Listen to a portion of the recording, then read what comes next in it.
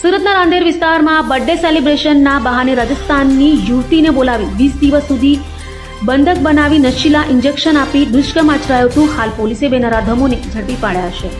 સુરત રાંદેર વિસ્તારમાં બર્થડે સેલિબ્રેશનના બહાને રાજસ્થાનના કોટાની યુવતીને સુરત બોલાવી દુષ્કર્મ આચરાયું હોવાનું સામે આવ્યું છે. સોશિયલ મીડિયા થકી સંપર્કમાં આવેલા બે યુવકોએ રાજસ્થાનના કોટા વિસ્તારમાં રહેતી યુવતીને જન્મદિનની પાર્ટી માટે બોલાવી 20 દિવસ સુધી બંધક બનાવી નશીલા ઇન્જેક્શન આપી દુષ્કર્મ આચર્યું હતું. તો નરાધમોના ચુંગાલમાંથી છૂટી યુવતી રાંદેર પોલીસ મથકે પહોંચી હતી અને ફરિયાદ નોંધાવતા રાંદેર પોલીસે બંને નરાધમ અમન વર્મા અને તોહિદુલ હકની ધરપકડ કરી હતી. જેમાં એક નરાધમ તોહિદુલે તો રોહિત નામ આપ્યું હતું. હાલ તો રાંદેર પોલીસે નરાધમોની ધરપકડ કરી વધુ તપાસ હાથ ધરી છે.